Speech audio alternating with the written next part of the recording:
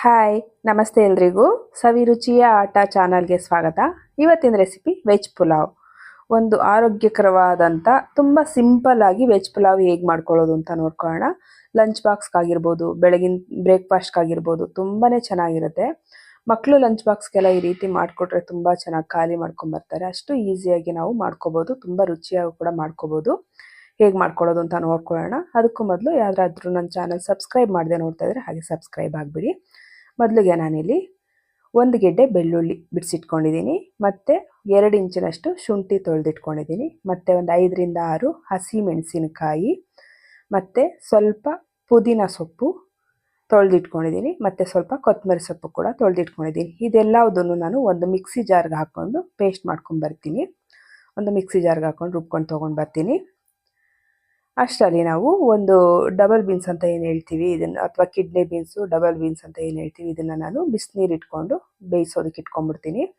ಈಗ ಇನ್ನೂ ಸ್ವಲ್ಪ ನೆನಿಬೇಕಾಗಿತ್ತು, ಒಂದು 8 ಗಂಟೆಗಳ ಕಾಲ ನೆನೆಸಿದ್ದೀನಿ. ಆದರೂ ಸ್ವಲ್ಪ ಸಪ್ರೇಟ್ ಬೇಯಿಸ್ಕೊಂಡ್ರೆ ಚೆನ್ನಾಗಿರುತ್ತೆ, ಬಾಯಿಗೆ ಹಾಕೊಂಡ್ರೆ ಕರ್ಗೋಗೋ ಥರ ಬೇಯುತ್ತೆ. ಅದರಿಂದ ನಾವು ಸ್ವಲ್ಪ ಬಿಸಿ ನೀರಿಗೆ ಹಾಕ್ಕೊಂಡು ಬೇಯಿಸ್ಕೊಂಬಿಡೋಣ. ಒಂದು 5 ನಿಮಿಷದಲ್ಲಿ ಬೆಂದೋಗ್ಬಿಡುತ್ತೆ.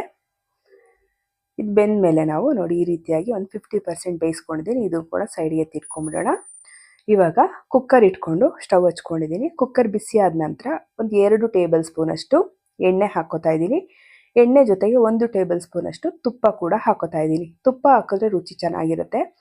ಇದ್ರ ಜೊತೆಗೆ ನಾನು ಮಸಾಲೆಗಳು ಕಲ್ಲು ಹೂವು, ಚಕ್ಕೆ, ಲವಂಗ, ಮರಾಠಿ ಮೊಗ್ಗು, ಚಕ್ರ, ಪಲಾವ್ ಎಲೆ, ಸ್ವಲ್ಪ ಸೋಂಪು ಕಾಳು ಇಷ್ಟನ್ನು ತೊಗೊಂಡು ನಾನು ಕಾದಿರುವಂಥ ಎಣ್ಣೆಗೆ ಹಾಕ್ಕೊಂಡಿದ್ದೀನಿ. ಒಗ್ಗರಣೆಗೆ ನಾನು ಇದೆಲ್ಲವುದು ಸ್ಪೈಸಸ್ನ ಹಾಕ್ಕೊಂಡಿದ್ದೀನಿ.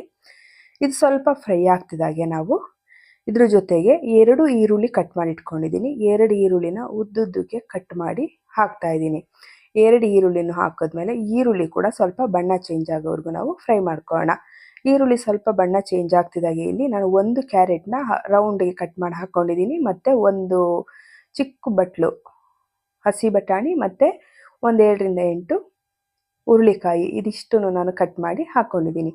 ಹಸಿ ಬಟಾಣಿ, ಕ್ಯಾರೆಟ್ ಮತ್ತು ಬೀನ್ಸ್ ಇಷ್ಟನ್ನು ಹಾಕ್ಕೊಂಡು ರುಬ್ಕೊಂಡಂಥ ಮಸಾಲೆನೂ ಹಾಕ್ಕೊಂಬಿಟ್ಟಿದ್ದೀನಿ. ಏನು ನಾವು ಗ್ರೀನ್ ಮಸಾಲೆ ರುಬ್ಕೊಂಡ್ವಿ ಆವಾಗಲೇ ಮಸಾಲೆ ಕೂಡ ಪೂರ್ತಿಯಾಗಿ ಸೇರಿಸ್ಕೊಂಡು ನಾವಿಲ್ಲಿ ಮಸಾಲೆ ಸ್ವಲ್ಪ ಹಸಿ ವಾಸನೆ ಹೋಗೋವರೆಗೂ ಫ್ರೈ ಮಾಡ್ಕೊಳ್ಳೋಣ.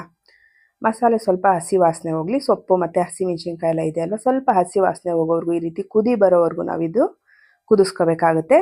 ಸ್ವಲ್ಪ ಕುದಿ ಬಂದಾದಮೇಲೆ ಹಸಿ ವಾಸನೆ ಎಲ್ಲ ಹೋಗಿ ಆದಮೇಲೆ ಸ್ವಲ್ಪ ಮಸಾಲೆಗಳನ್ನ ನಾವು ಹಾಕ್ಕೊಳ್ಳೋಣ. ಈ ರೀತಿ ಒಗ್ಗರಣೆನಲ್ಲಿ ಸ್ವಲ್ಪ ಬೆಂದರೆ ಸಾಕು ತರಕಾರಿ ಎಲ್ಲ. ಇವಾಗ ಒಂದು ಟೊಮೆಟೊನ ಕಟ್ ಮಾಡಿ ಹಾಕ್ಕೊಂಡಿದ್ದೀನಿ.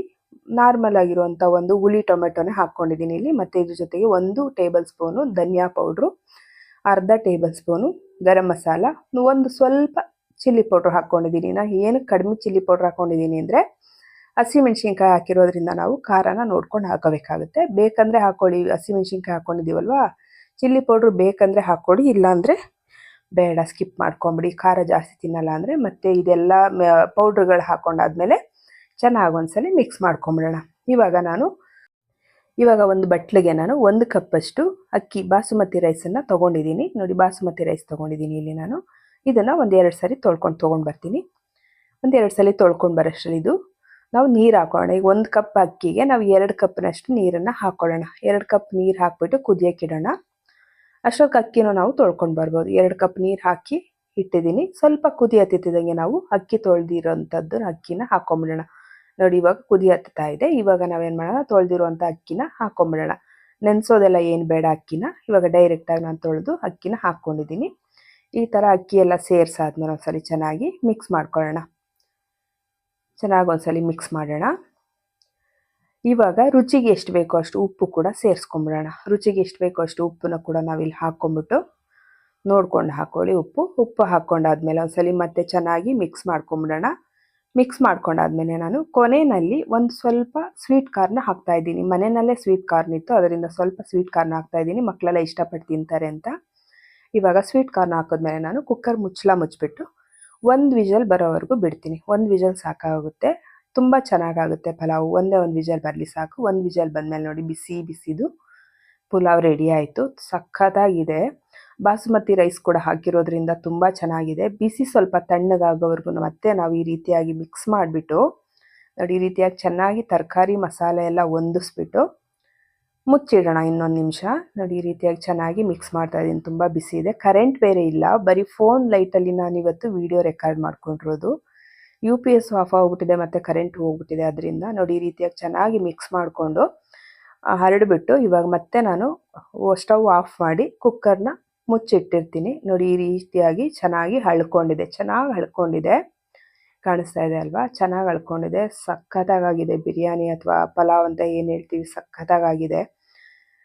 ತುಂಬ ರುಚಿಕರವಾದಂಥ ಒಂದು ಪಲಾವ್ ರೆಸಿಪಿ ಅಂತಲೇ ಹೇಳ್ಬೋದು. ಅಷ್ಟು ಚೆನ್ನಾಗಾಗಿದೆ ನೋಡಿ, ಗೊತ್ತಾಗ್ತಾ ಇದೆ. ಇದು ಲಂಚ್ ಬಾಕ್ಸ್ಗಾಗಿರ್ಬೋದು ಅಥವಾ ಬೆಳಗ್ಗೆ ತಿಂಡಿಗೆ, ರಾತ್ರಿ ಹೊತ್ತು ಒಂದೊಂದ್ಸಲಿ ಮುದ್ದೆ ಎಲ್ಲ ತಿಂದು ಬೇಜಾರಾಗಿರುತ್ತೆ ಅಂದರೆ ರಾತ್ರಿ ಊಟಕ್ಕೂ ಮಾಡ್ಕೋಬೋದು. ತುಂಬ ಚೆನ್ನಾಗಿರುತ್ತೆ. ಮೊಸರು ಬಜ್ಜಿ ಜೊತೆ ಒಂದು ಸೈಡ್ಗೆ ಒಂದು ಬಜ್ಜಿ ಅಥವಾ ಏನಾದರೂ ಮಾಡಿಕೊಂಡು ಮೊಸರು ಬಜ್ಜಿ ಜೊತೆ ತಿಂತಾ ಇದ್ರೆ ಸಖತ್ತಾಗಿರುತ್ತೆ.